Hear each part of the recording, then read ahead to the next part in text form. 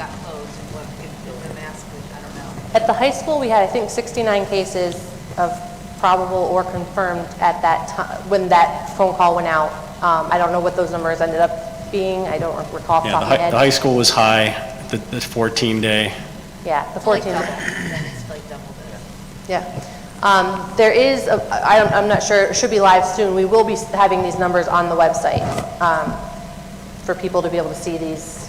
Anyway, they're working on that program now. But, you know, that's where I'm at. I don't know if there's more discussion. Do you have? Real quick, on an unrelated topic, the live stream is not currently up. It will be up soon, but the meeting is being recorded, so it could be watched if somebody missed this piece of it. So Lori, you were correct. It was up for one of the people that reloaded, but not all. Okay. Can we, if we vote on this motion, we then modify or do another one that's got a different date?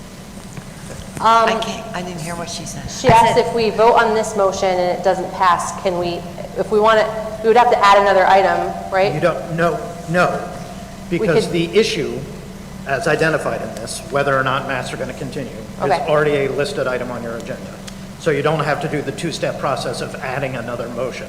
Someone can simply make a motion if They this can one, amend, if this they one amend fails. this motion Right. and make another motion too. They don't even have to do that. You would call this motion. If it fails, someone can make another motion. Obviously, if it carries, nobody can make a motion on that topic. So the other option is if we don't think that there would be the support and we know that we can recall this motion on this one, right? You mean the mover can withdraw his motion? Yeah. Yeah. All right. Well, if there's no other discussion, then we can roll call vote this with this date. Do we have a first and second? This one would be that it is effective tomorrow, which the other one would have expired tomorrow. And the new requirement would expire February 25th, which is the day after our next, 2 board meetings out. Unless we vote before then to renew it. Holly, can I just ask for clarification? I believe it was Owen that came up to speak. When Owen came up to speak, was he in favor of keeping the masks or not? I believe Owen was in favor of keeping the masks so that he wouldn't have to miss any more games and stuff if the school were to close. Okay. That's correct. First of all, I applaud. That's very courageous for a student to come up and face the board. And I just, having students myself, children who are athletes, and all students, I just ask the board to, consider his statement before voting.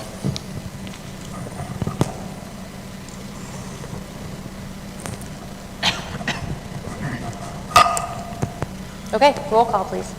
Mr. Widener? No. Mr. Burke? No. Mrs. Bennett? No. Mrs. Eckert? No. Mr. Franco? No. Mrs. Vogel? No. Mr. Farr? Yes. Mrs. Arnold? No. So the motion fails. Is there, So now can I make the next one? Sure. So the same thing, but with the original date of February 11th. so a motion for the same verbiage as it was originally published with the February 11th expiration? So that's essentially till the next board meeting. Yes, the next board meeting is scheduled for February 10th. So my logic on that is John's perspective on the case rates. Will that reach- John's perspective on the case rates is, I think, accurate, is that they're going down. It's interesting because Omicron also isn't, it doesn't make you as sick depending on your vaccination status. So a lot of people get what they think is a cold and so they're not testing, which is great if that's however the caseload goes down. And I really personally want to be true to the parents and students who've spoken, not here and also on email, that have just said again and again, they just want to keep the kids in school. So I understand your perspective on it's really hard for little kids to learn without face features. I don't think it's forever, and I want us to do whatever we need to do to keep the kids in school. And I know that we closed right after we did this last time, but I do think that the best chance we have of not spreading this would be to just continue with the masks for 2 more weeks. And before there's any other commentary on this motion, is there a second on Ms. Eckert's? Oh, I'm sorry. Is there a second? I'll second it.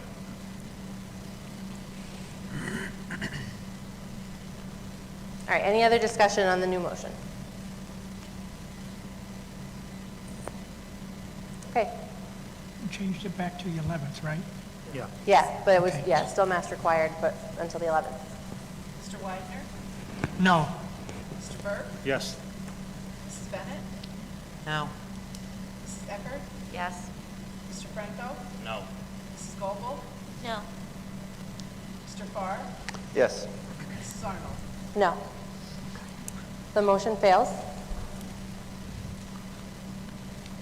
And if I can relay the recommendation of both the, retiring superintendent and the interim superintendent to invite a motion to extend the mask for the single day of tomorrow? To Monday. Yeah, so that mask would be optional as of Monday. Do you want me to make that one? I'll Yep. make that motion that the all-call will go out, and this will begin on Monday. Correct? So it's this motion, but with the date of essentially, It lifts so the last motion failed, so the masks will be going away. The request was so that there's not as much confusion tomorrow and not sending out all calls late tonight, was to just not change it till Monday. So there's a motion. Starting Monday. That the mask requirement be lifted effective January 24th.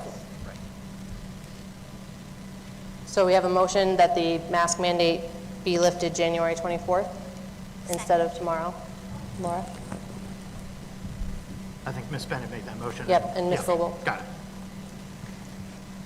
Any discussion? Roll call.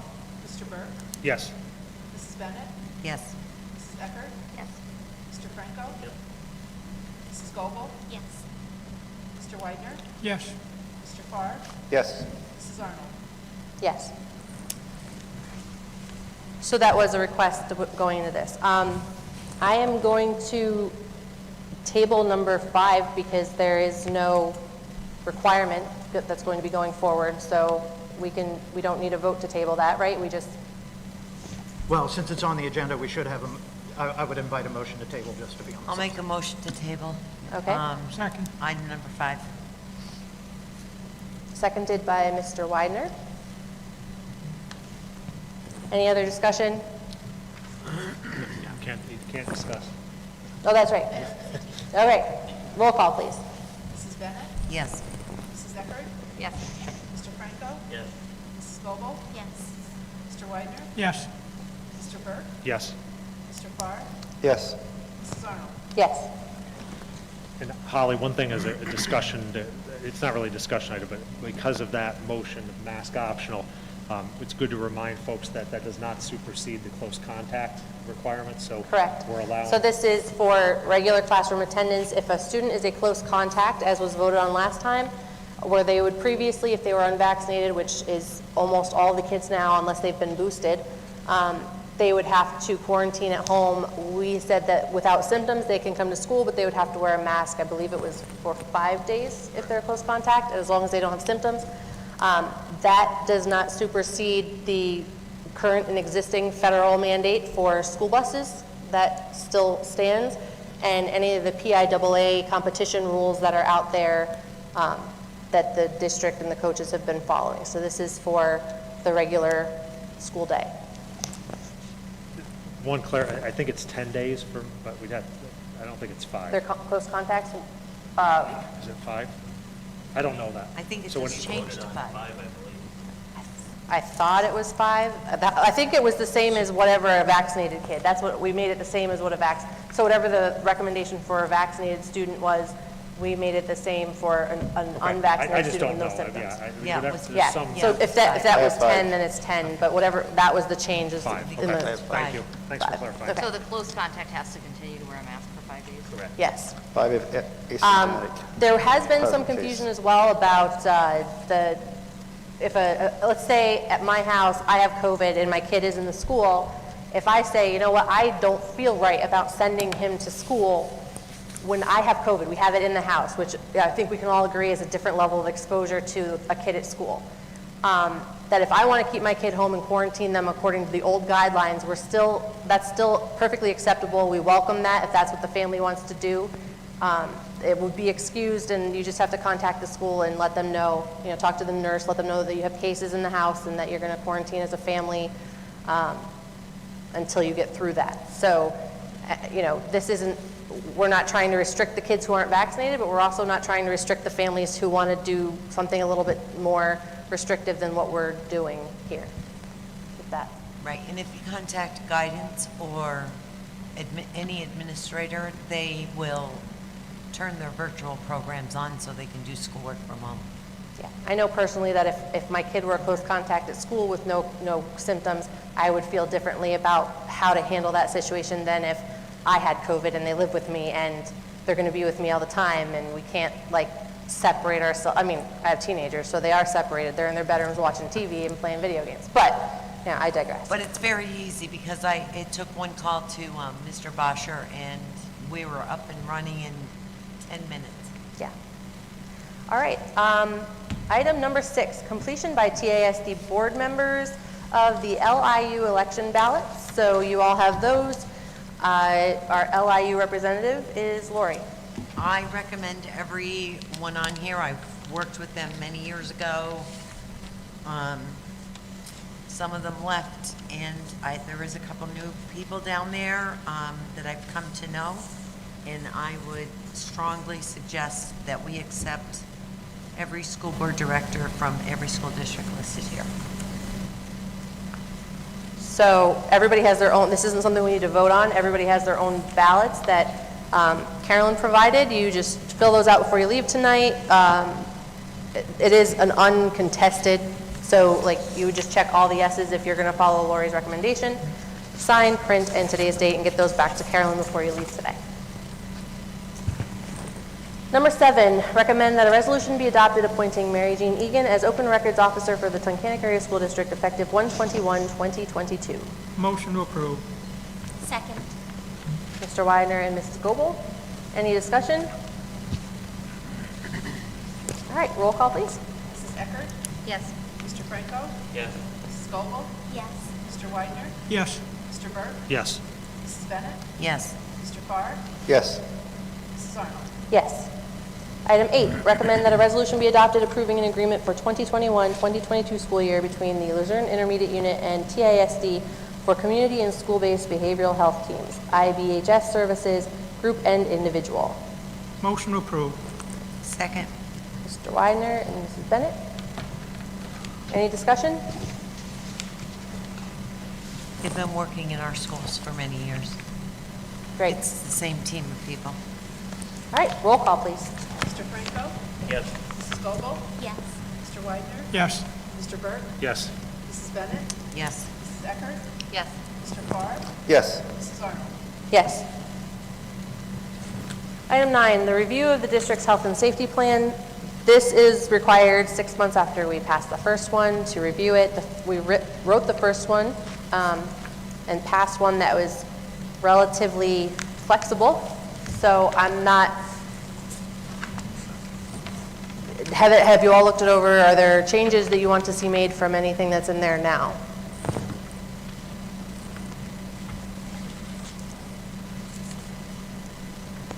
I believe it was written in such a way that it allows us to be flexible and to, the cusp of what is local control.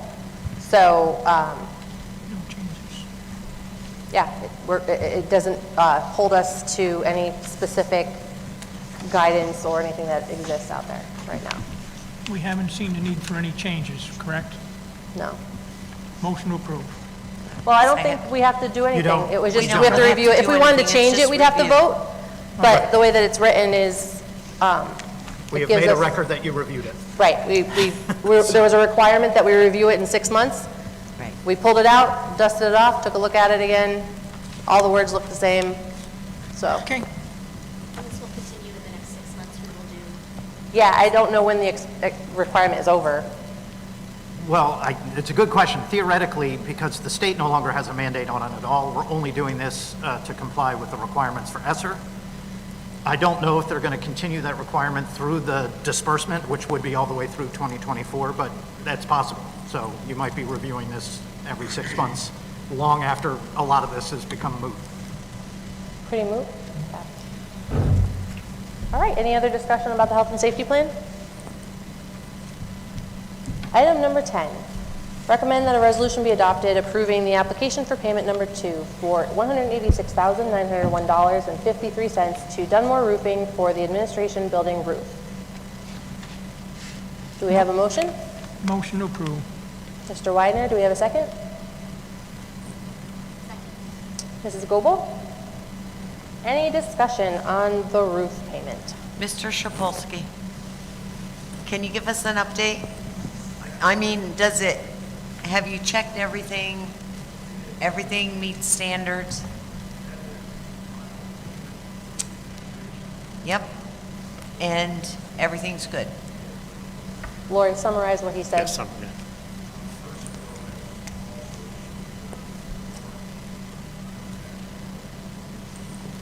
Okay.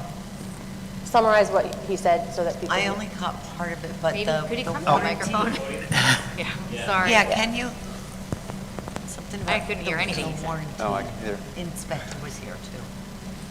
Yeah, so all of these roofs have a warranty on them, and they, in order for that to be covered, Right. they have to pass. So that's the final payment for the administration portion of the project.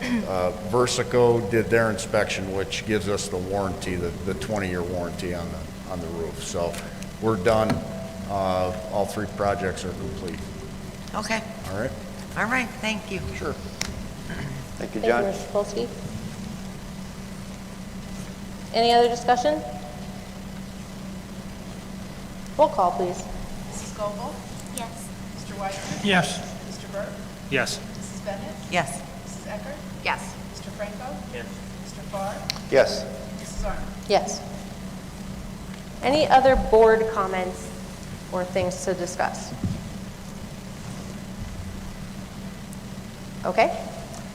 And the floor is open for public comment on non-agenda, agenda, whatever suits you tonight. Yes.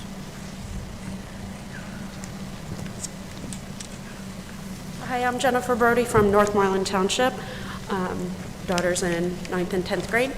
I have a question about information that was shared previously. So I know at prior school board meetings, when there were discussions about whether or not we go to masks or whether or not we would go to virtual, there were comments that were made about how the Department of Health could step in at any time and shut us down. And then there were specific questions asked regarding what those numbers would be. And that information wasn't known at the time. So I'm curious, with this shutdown, did the Department of Health step in, or did we solicit from the Department of Health? Well, we hit like, so 5%, they want you to report it to them at 5%. We hit So- 6%. So at that time, I'm just- administrators. So I'm confused, why wasn't that 5% shared when the public asked about that in previous school board meetings? Like what the number was when the Department of Health would I didn't step in. personally know at that time what that it was. So when they started talking about, hey, we have to contact the state, that's when I looked at it So again. where did that information come from? I'm just curious how we missed that. Jen, I'm not sure of this, but I believe what Heather said was at the time when, I think you might have asked the question, or somebody did, I think she said she didn't know at that time. Yeah. And then when they reported it, I don't know what happened after that, but I thought Heather said that she just didn't know that at the time, but I'm not 100% sure of that. Like, I don't know, it doesn't prescribe how many days it would be closed or those kind of things. That was part of the discussion based on circumstances. But the triggering factor to call the state was, okay, they have this thing out there of 5%. There's also other ones of, if there's more than 2, what they call outbreaks, I think, in a building, or if there's a classroom that is specifically targeted that has a high number, and it could be closing a classroom only, closing a building, closing a floor, grade, that kind of thing. But once the whole building was up to over the 5%. Can we get that information publicly? Because I know it was asked, and having previously not known, it was a surprise to me to hear that we solicited the Department of Education not knowing what those triggers were. It just seemed non-congruent. No, she did at that time. So I think that, I don't think it was ever a confusion on Heather's part what that trigger was that they would want her to call at the 5%. And if you go to, when I go look for it, I Google search, PDE, COVID guidance, and it'll bring up like the sheet where they put the most recent things that are out there all the time from the Department of Education. And there is, at some point, it's probably not the top one, a couple back, what the CDC, Department of Health, all those different agencies, what their guidance was on these things. So it talks about like the contact tracing recommendations. It's all like one big document, but the contact tracing recommendations, the building closure recommendations, the classroom closure recommendations, and all of those things that are out there. Is that 5% on a rolling, now 5 days since the guidelines changed? Is it 7, is it 14? Like, what's the roll now that we're looking at for that 5% trigger? I just haven't seen numbers that look consistent with 5% of the high school population or the other populations, and I thought that was the highest of the numbers. So they were very clear about that in like last year, because it was at a 14-day rolling period, right? And so this year, but they also would say if you closed for even one day, that would drop that number back to 0. You start over with the counting. Now, I don't know right offhand exactly what they said for that. Joe might be able to speak to that. But I don't think the number resets, but I don't think that number is held against us as we roll forward, because we closed, we took the kids away from each other. We already had 4 days that weekend, so it was, tacking a couple on the ends. Didn't it take us back to 0? Well, I don't think there's Means we anything officially that says it takes us back to 0 anymore, but it doesn't, that they're not going to say, well, you came back and guess what? We're still counting. We told you, we recommended you go out for 5 days, but we're going to count back 14. So you come back and guess what? You're already exceeding that amount again. So what's the rolling number now? Or is there a rolling number? What I'm is just our wondering what rolling the number? threshold is. I'm still confused at what the number is. So Jen, if you Google, as I just did it, you Google search PD closure guidelines, and so it's a maximum 14-day suspension of in-person learning recommended by the Department of Health. The following criteria are met. 5% of students or staff confirmed in a 14-day window. And Okay, so there then you there's go. some additional criteria around some ORs below that, but they do have it published right on their website. Okay. Would be helpful if we heard numbers that were consistent with what the rolling numbers were, so we could kind of figure that out, because it seems Our extremely goal confusing when you're trying to follow The it. intent right now, and Mr. DeLuca is working on it with tech support, is to have our numbers on there daily, on the website that parents can see by building. Right? Am I quoting that correctly? Okay. And then I have a question. Are you guys members of the community of the school district? Are you Yeah. talking? Are you? I am not. I'm from Bucks County. My Okay. partner is from the area. So I'm curious, I don't have the details of the policy changes that were put into effect, but I'm just confused. It seemed to me like you guys voted on something, on a measure, and then the solicitor just changed it, and then there was a revote. And to me, that seems odd, because you guys wouldn't have been there months ago when there were 60-plus, lots of students like spoke and things like that I was. against the mask mandate. It just seems odd that you guys would be able to enact that. No, they didn't enact it. He guided on the exact procedure, step by step of, normally the Roberts Rules of Order allow a lot of flexibility and informality on a small board like this, but because there are people right now that are intent on picking apart every single vote, every single measure taken, he was just guiding us through the monotony of.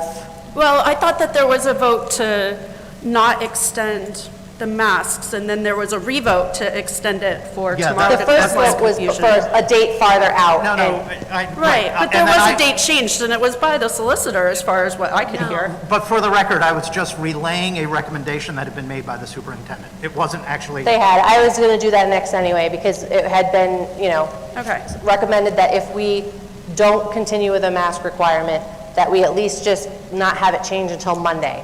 Okay. So that the messaging could be out there, and they could reiterate the stuff about they don't want it to be a matter of saying, there's no more masks required, and then kids who are supposed to be not quarantining with their close contacts or whatever, nobody's wearing a mask when they come in tomorrow. So they just want to get the messaging right to the kids so that they know, okay, no, if you were a close contact, you do still need to wear a mask, and if you. I'm just surprised that we didn't have that in place, knowing that the deadline was already passed, so, okay. All right. Thanks, All right, Jen. thank you.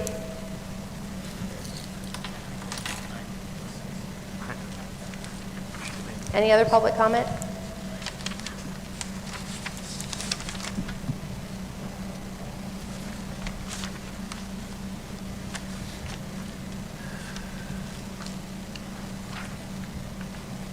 Okay, got a couple questions from, one was from page 65. So I am concerned about that sentence. No participant may speak more than once during any comment period without permission of the presiding officer. The last school board meeting, there was a lot on the agenda and a lot of things I didn't get to talk about, and so that would be a concern for me. Even if it's 4 minutes per person, there was a lot of things I couldn't comment about, and so that's a concern for me, that one. And then on page 73. What was that one? Could you repeat what that I'm one was? sorry. It's page 64, I thought maybe page 65, And it's at the top. very first one. Just that one sentence. It's kind of by itself. And then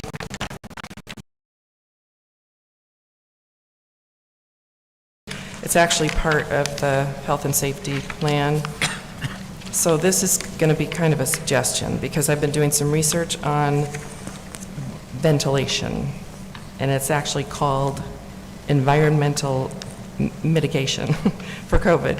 So just wondering what our school district did kind of specifically for this one. It's D on page 73, under ARPS or requirement, cleaning and maintaining healthy facilities, including improving ventilation.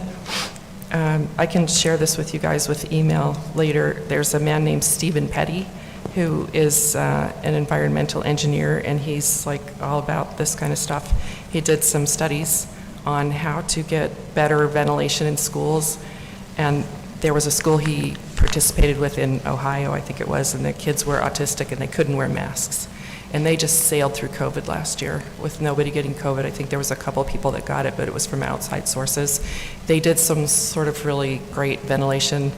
They got grants, and they did some really great ventilation stuff with their school, ventilation engineering. So I don't really know what was going on with you guys. I know it's in the plan here, so I'm just asking what specifically went on here. But it is, it worked for them. So I can share that website, that source. And thank you, by the way, for sharing the mask study. That was great. There's a lot of them out there that masks don't work. So I think that was all. Oh, the other thing was, there haven't been any kids seriously ill or die from our district with COVID. Is that right? Am I right about that? I'm sorry. There haven't been any kids that are seriously ill or died from COVID in our district, students. Well, we're clearly not aware of any that have No, been I'm not seriously aware of ill or any. died. Okay. We wouldn't, you know. And we- Okay. Yeah. So this is IMO, in my opinion. A lot of this is overreaction. Thank you. Thank you, Sheila.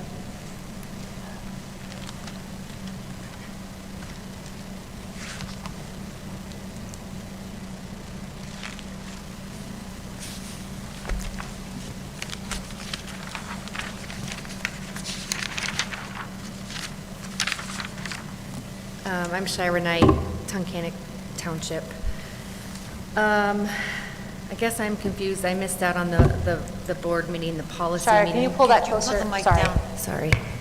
The policy meeting that you guys had the other day, but, and maybe I'm confused, but on the agenda here, on number 4, or actually, page 4, number 3, letter C, the board policy 903, the changes sound a lot like what you read in the beginning, Holly, so I'm just confused. If this is the second reading of it, why did when you first started this, you said that it looked like you had amended and made changes to the existing policy that we had in 903, because I did read policy 903 before and I was familiar with it, and what you read in the beginning of this meeting was different than what it originally was. And I think George had alluded to that in his sunshine violation, but I don't know how that has changed when this is only the second reading. So that's The first reading, is this the first reading or the second reading? First. Okay, so first reading, how did the policy, I guess I'm confused why the policy that you started the meeting with is different than the already approved policy. It looks like it's coinciding with your changes that you're looking to bring upon.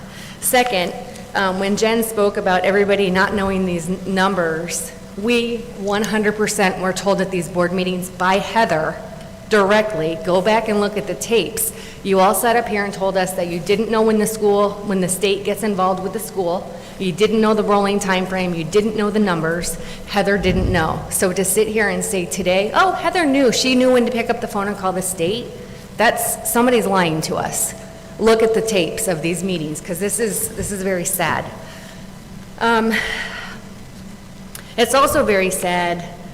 I feel really bad for the members of this community. I really do, because we have a board, and I know there are some people on our board that are really there for the right reasons, and the others, I'm not sure what you're there for. But to sit here and say that community members are going to nitpick and do those sorts of things, that is absolutely 100% not what is happening with the public here. These lawsuits, I would just ask you to actually read through the laws and do things lawfully, so that the citizens that are paying the taxes to fund this school don't have to once again reach into their pockets and pay lawyers to fight you guys to follow the rules. Like, that's not fair.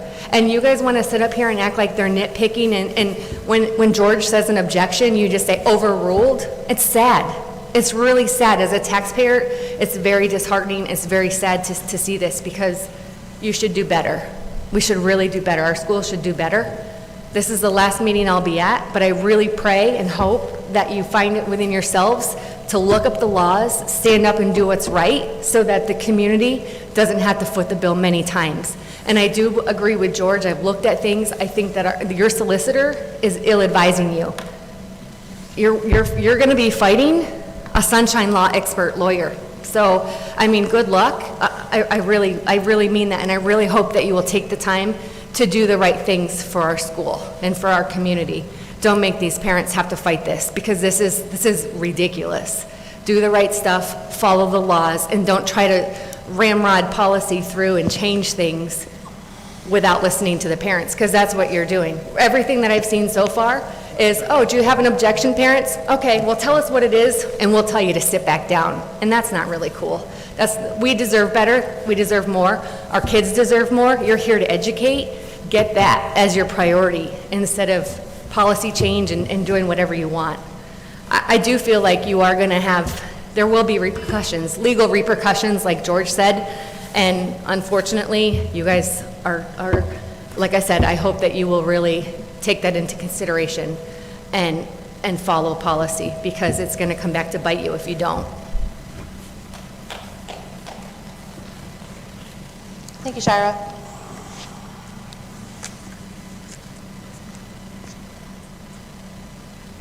Okay, George Uhas, Tunkhannock. So I'll try to work backwards. I waited to the new year also to start doing, official stuff. A lot of it was common sense and common law, looking for courtesy. You can go back months, even years, when I would come in here all filthy, covered with concrete, because I was working across the street. It was just me speaking sometimes, just me. And then finally start ramping up, and then, got tired of listening to me. I got the president's private and personal emails and social media accounts showing where I saw this coming. And a few meetings ago, I warned to be careful. And sure enough, I saw Lake Lehman do it. I saw some other schools do it where the solicitors are involved with. You have to solicit this stuff from the Pennsylvania Association of School Boards. You can use it as a rouge that they told you to do it. We know why you're doing it. I have it in writing, and I'll display it. The problem is that 2 years, 3 months, and 6 days from now, we're going to fight another battle from some stupid grant that you all agreed to, that you told us to Google, and there's 6 versions of it, so we didn't Google it right. We couldn't get into it. When you guys take on these grants, we want a copy of the grants that you're seeing. You want us to have a copy of the grants that you're seeing, not go Google it. Things don't update. You guys are getting ready to walk into this ESSER grant, and I know we have more time into it than all you guys have. if you show a show of hands, anybody read the entire ESSER grant? A show of hands. If you don't show your hands, I'm just going to assume you didn't read it. You got to read that grant because you're writing, you're just basically signing up to the, with the devil, and there's devils in the detail, and it's terrible stuff. Last meeting, clearly, there was some school board members who weren't prepared to take those votes. There were school board members who didn't know they can call in to be part of that.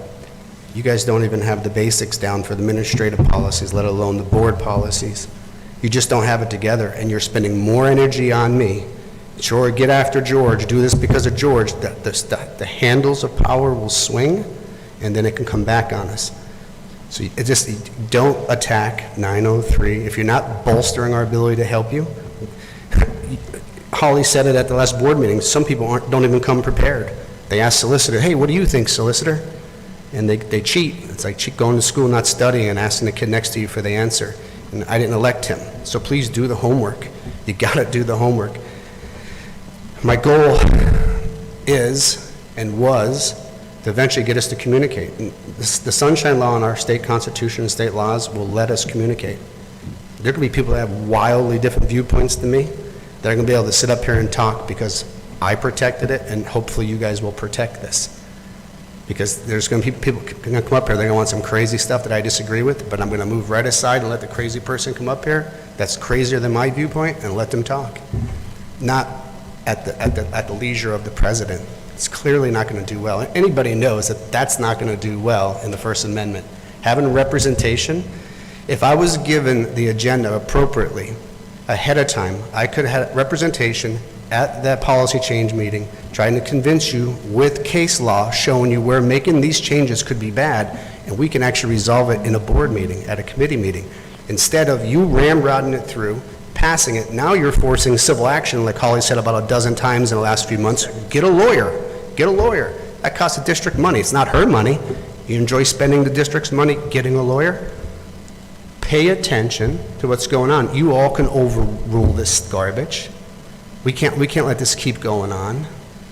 Taking away our representation, just listen to it. You're trying to take our representation away and putting restrictions on them. It's not going to do well in the civil court. And now she, almost single-handedly, is causing that because she's being spiteful against me. And when I'm gone, there'll be other citizens who want to talk. Thank you, Mr. Uhas. Any other public comment? Well, it has been delightful, everybody. I would look for a motion to adjourn. Motion to adjourn.